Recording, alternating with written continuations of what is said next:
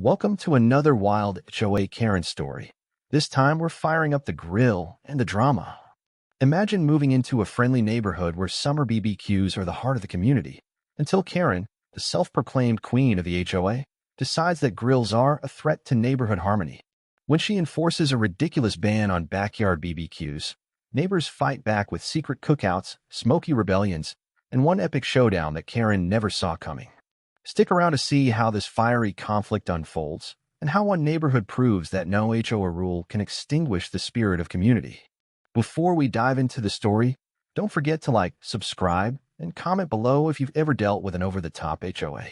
Your support helps us keep sharing these jaw-dropping tales. The sweet aroma of sizzling burgers and smoked ribs drifted lazily through the warm summer air, mingling with the laughter of children darting between lawn chairs and picnic tables.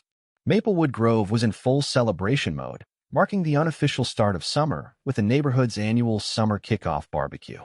It was a tradition as old as the community itself, a cherished event where families came together, grills fired up, and the only rule was to bring your appetite and a dish to share.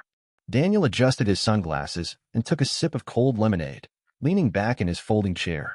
This was exactly the kind of community he'd hoped to find when he moved here, a place where people knew each other's names, kids played freely, and the smell of barbecue felt like a warm, edible hug. He'd barely finished unpacking boxes in his new home, but when his next-door neighbors, the Johnsons, invited him to the cookout, he couldn't resist. The Johnsons were legendary in Maplewood Grove for their barbecue skills. Mr. Johnson, Big Mike, as everyone called him, stood at the center of the action, manning an industrial-sized grill that hissed and crackled with perfectly seared steaks. His wife, Denise, was busy arranging platters of corn on the cob, baked beans, and homemade coleslaw on a long folding table adorned with a checkered red and white tablecloth. Daniel chatted with his new neighbors, laughing at Mike's exaggerated tales of barbecue battles from past summers.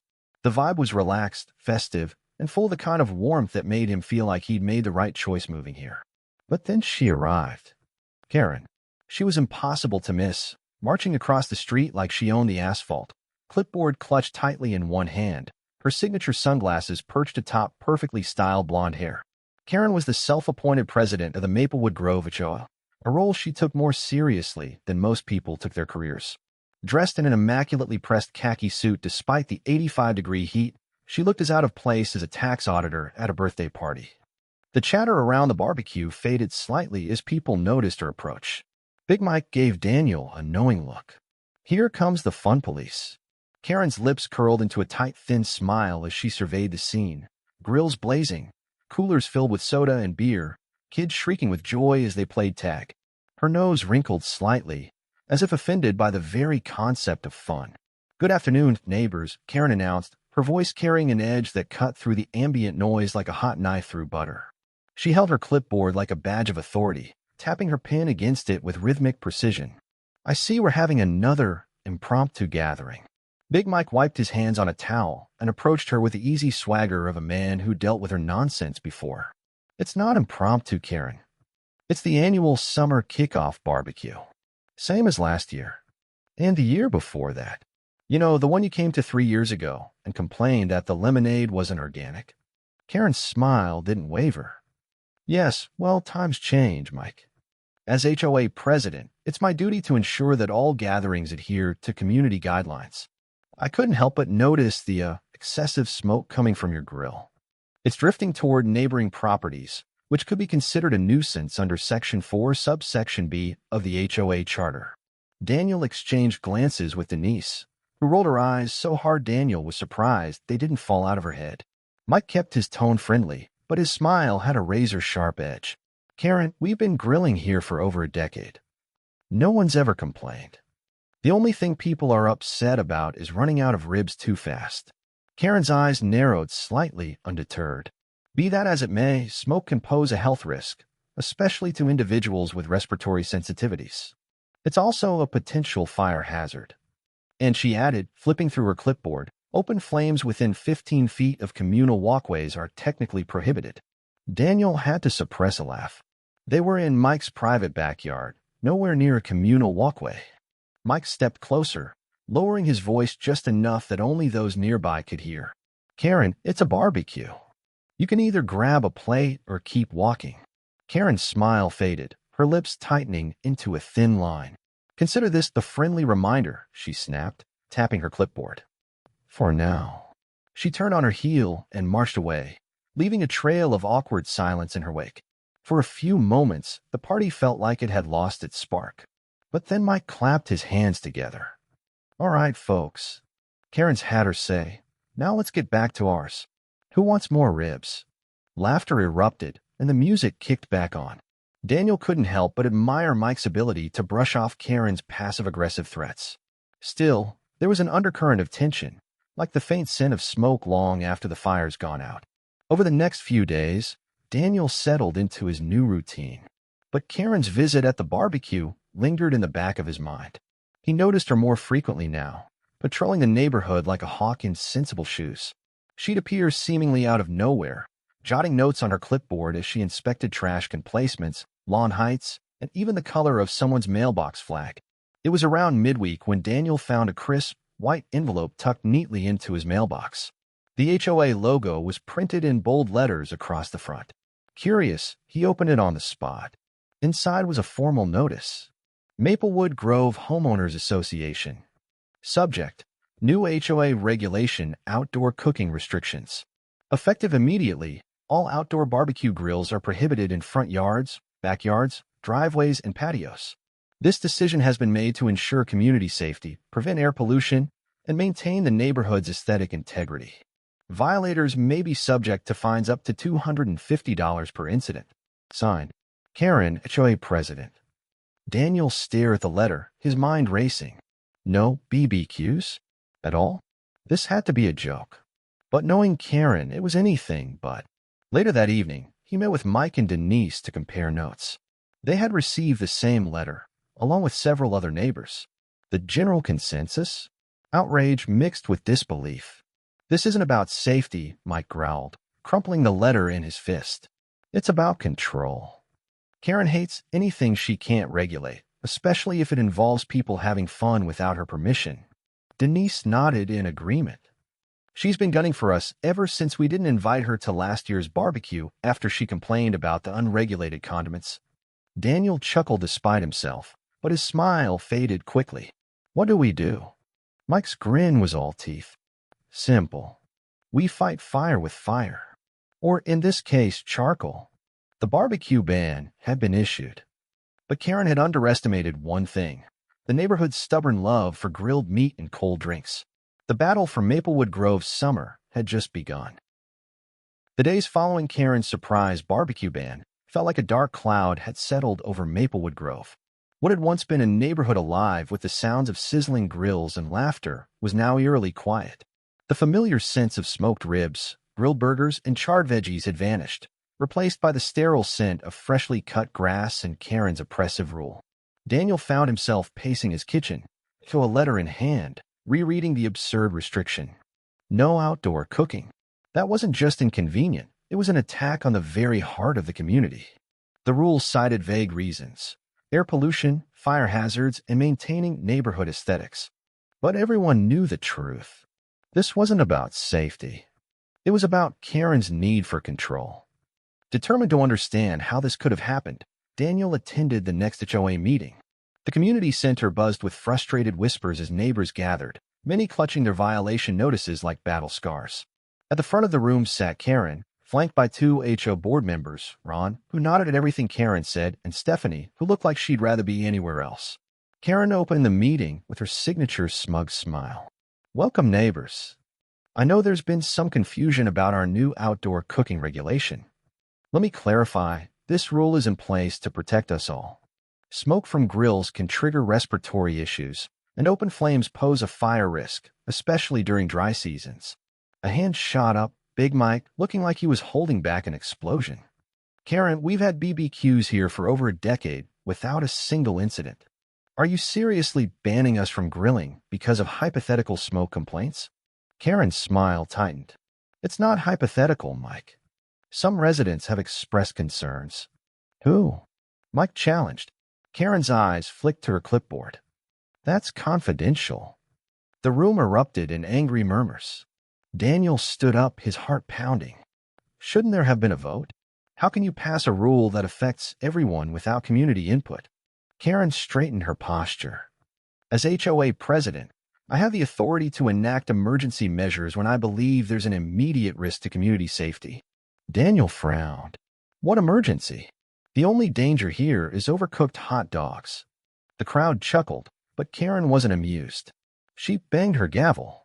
Order. This is not up for debate. The regulation stands. The meeting ended with frustrated neighbors leaving in small, grumbling groups. Outside, Daniel joined Mike, Denise, and a few others. This isn't over, Mike muttered.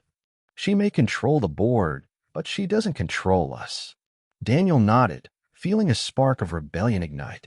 If she wants to ban BBQs, we'll just have to get creative. And with that, the seeds of Maplewood Grove's barbecue rebellion were planted. Karen's barbecue ban might have been official on paper, but in the hearts of Maplewood Grove's residents, it was nothing more than a challenge. The neighborhood, once silenced under her oppressive rule, was about to reignite, literally. It started small. Daniel and Big Mike hosted what they jokingly called a potluck picnic with suspiciously smoky pulled pork sandwiches. The grill?